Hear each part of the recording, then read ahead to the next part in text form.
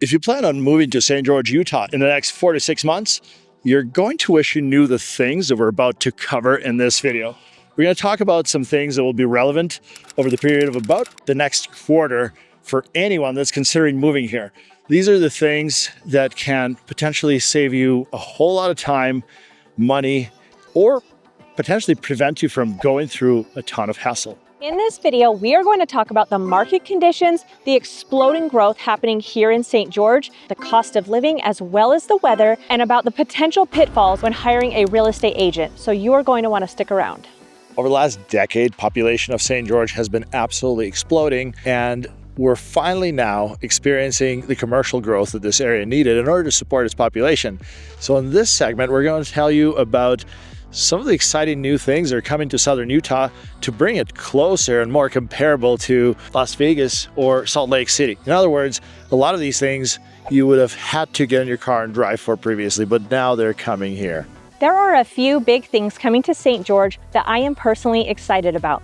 Right now, I'm standing on a dirt lot right beside Modi United and Marine United. Modi United is a massive power sports dealership that sells every dirt toy imaginable, as well as boats and jet skis. Second Costco location is going in right here where I'm standing and is forecasted to be finished by the end of 2026. Across Desert Parkway and right next to Big Shots are the plans approved for the new Megaplex movie theater that will have a full bowling alley, arcade and restaurants, as well as a new sports bar right next to it.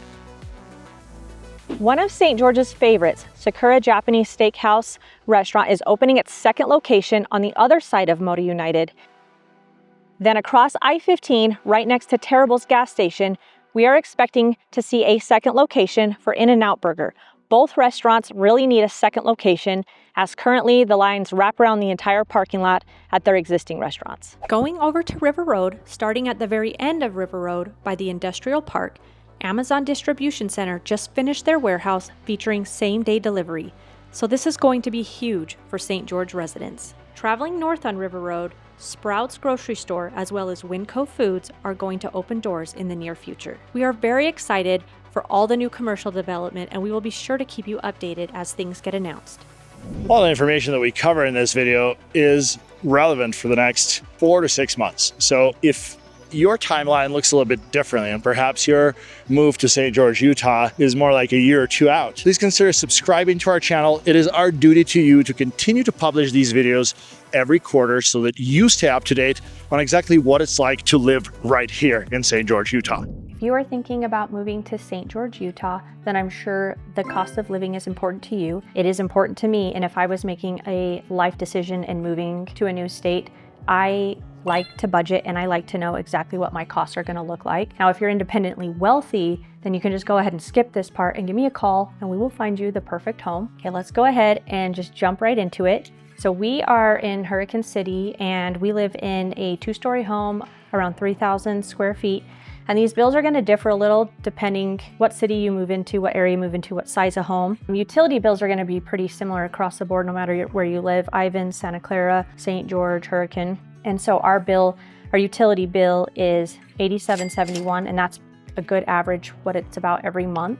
And then we do not have natural gas. We're actually on propane. And so our propane averages to be like $100 a month.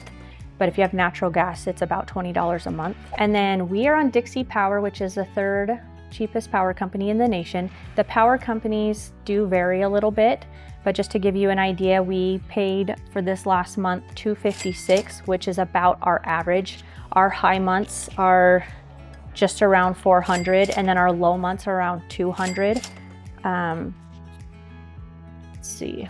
And then I was going to cover fuel. So we get our fuel from Costco because who doesn't love Costco? And we pay $3.45 per gallon. And it is significantly cheaper to get fuel here in St. George than Las Vegas and California, but it is a little bit more expensive here than it is in Salt Lake City. And then for internet, we are on CenturyLink, and it was $70 a month for the last couple of years. They just upped it to $80.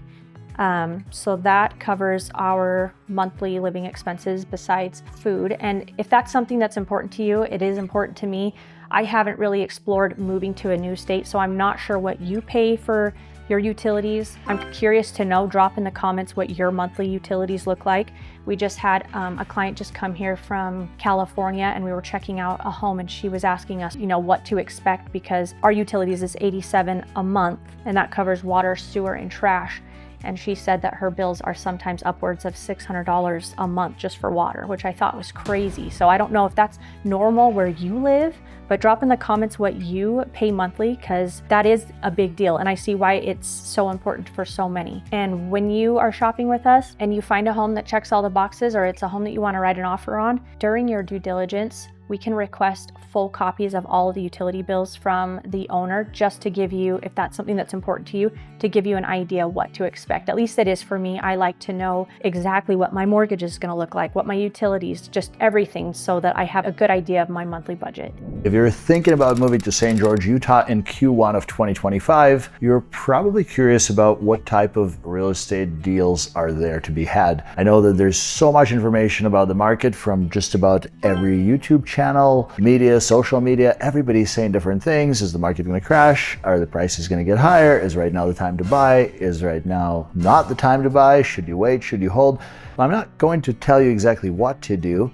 All I'd like to do is to share with you some of what our clients are experiencing and the real estate transactions that are happening right now, some of the things that I and my team are dealing with on a daily basis, just so that hopefully you could get a better idea of what you should offer on your next home, or what to expect if you're thinking about selling a home right here in St. George, Utah. First, I'd like to cover the fundamental concept of why the properties sell, and also why the properties sell in the market, because it is so incredibly simple that once you understand this concept, you'll be able to navigate through this market a little bit better as a buyer or perhaps a seller. And really, it's a universal concept. It doesn't just apply to St. George, Utah. It works anywhere in the world. There are really three major factors that affect the sale of any property. It's price, condition, and location. If all three of these things are met, then great. Your home sells really quickly. If one of those three things falls out, then typically the property sits on the market. So with that being said, out of nearly 1,400 listings that we have on our market between St. George proper and Hurricane Valley, which is typically the area that you would be shopping if you were considering moving to St. George, because that kind of incorporates St. George and all the surrounding suburbs, if you will. They're individual cities, but if you're coming here from a larger area, you could refer to them as suburbs to make the most sense. Within that area, we have about 1,400 active listings on the MLS. I did a search this morning and I realized that over 860 of those listings have been listed for more than 12 months. In reality, we have that amount of inventory that either price, condition, or location, something is off, because that's the reason why it hasn't sold yet. And then we have the rest of the inventory, which is a little more than 50%. So about 55% of our inventory comes to market and goes within about 30 days. So why is it important for you to know this? If you're looking at a property and you see like it checks all the boxes and it happens to be in the right area, price just right, and the condition is great, don't hesitate to make a strong offer. And at the same time, if you're looking at properties and it looks like it's set on the market for a while, I wouldn't get too encouraged with submitting the lowest of the low offers, because sometimes the seller is just not motivated enough to make a deal happen. And often the seller is just completely disconnected from the reality of the market, and they think that the right buyer will come. Perhaps that time will come for them, but I don't know if that's really the tree you want to shake if you want some form of positive result as the outcome of your efforts. So what offer should you make, or what offer will fly in this market? Well, to give you guys a general idea, and of course, if you're thinking about a specific property, I would be happy to help you with figuring out the right strategy. We usually analyze a couple of different factors prior to advising our clients on what offer they should make. So in today's market, based on December's performance, we don't have January's numbers yet, average offer that gets accepted, there is a metric called list versus sold ratio. If the property was listed for $1 million and it sold for $1 million, that value would be 100%. Currently, the mean average number for our entire market is around 95%. So that means across the entire range of our inventory, the sellers typically agree to an offer that's somewhere as low as 5% below asking. Now, it doesn't mean that it applies to every single listing, but that's the general consensus for the entire market. So you're somewhere within that range. Another thing to consider is that our overall market activity right now, if you're shopping in Southern Utah, there used to really not be a slow time during the last 4 years just because things were rallying, everybody qualified for financing. It did not matter what time of the year it was. But historically, prior to 2020, from the period of about Thanksgiving and a few weeks after Christmas, that's when things would really slow down, the market activity would be down. And then up until about the Parade of Homes, which is February 14th this year. And if you guys may be following this channel, yes, we're shooting the parade and those videos are coming. But right around the Parade of Homes is where things begin to kind of rally and pick up again. Of course, nobody is immune to this economy. And for most buyers, they're trying to finance their purchase with, 95% or 97% loan. Things are really, really tough. And therefore, the buyer activity really coast to coast is kind of down. So if you're thinking about purchasing something, right now might not be a bad time because most sellers would be excited to see an offer. And no matter what that offer looks like, they'll be willing to likely entertain it or at least counter it. If you'd like to know more, hit the link below and we could get on a one-on-one call and figure out exactly what would work for your situation. Let's pretend for a second that you were facing trial and you need an attorney. Would you hire a part-time attorney? And for that matter, your life doesn't even have to be on a line for this.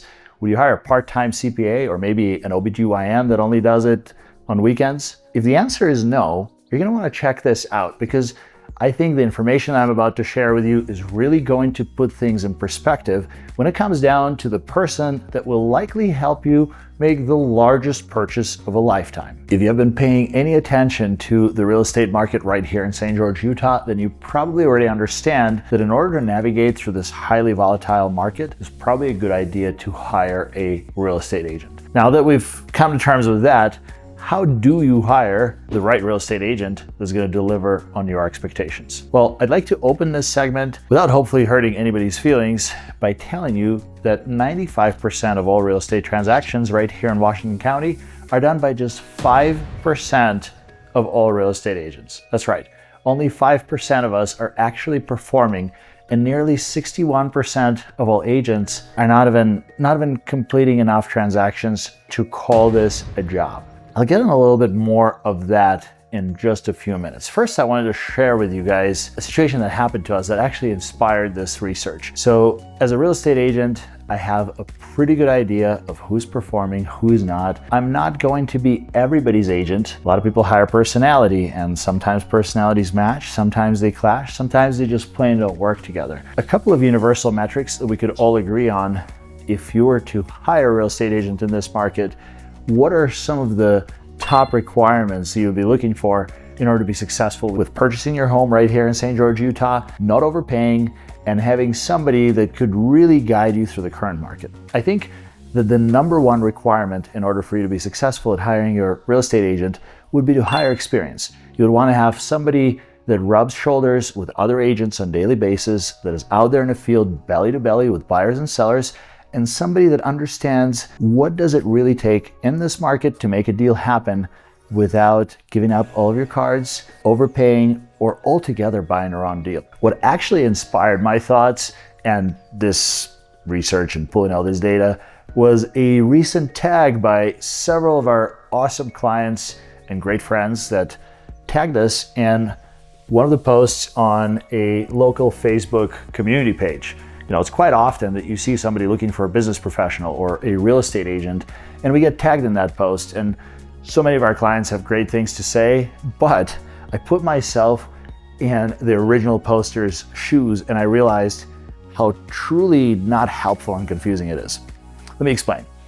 Recently, we got tagged in one of these posts and there were over 300 other comments suggesting, like 50 plus other agents. So by the time you go through that as somebody that asked for that help, do you really help the help, or do you have just 50 random names, and how do you hire any of them? So I decided to pull some of this data directly from our MLS to put some things in perspective, just to kind of give you guys an idea. This isn't just words, and this isn't my opinion. These are the numbers. In 2024, these numbers are based on 2024 performance.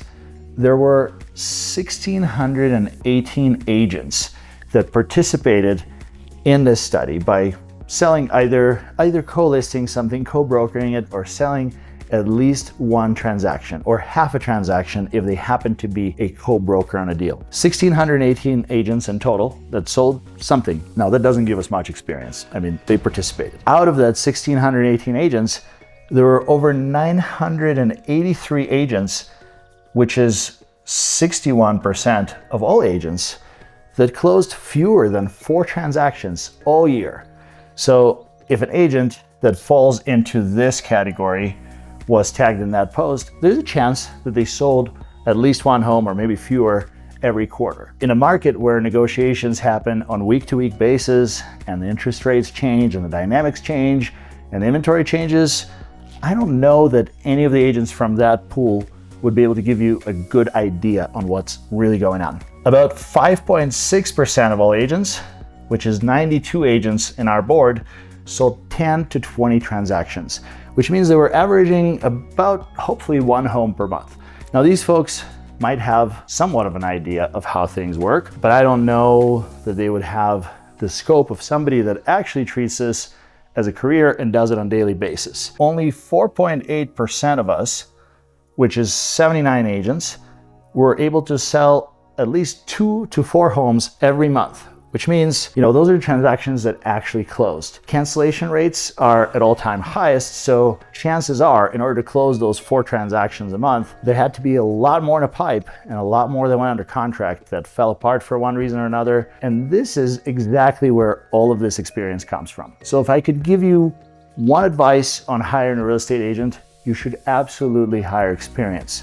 You should look at all of the reviews, and you should really interview your agent to understand whether he or she has a good understanding of the current real estate market and whether or not that person can help you make the largest purchase of your life and make sure you don't overpay or buy the wrong property altogether. Now understand that I may not be a perfect fit for everyone. There's a great alternative on our team. You could also work with Michon.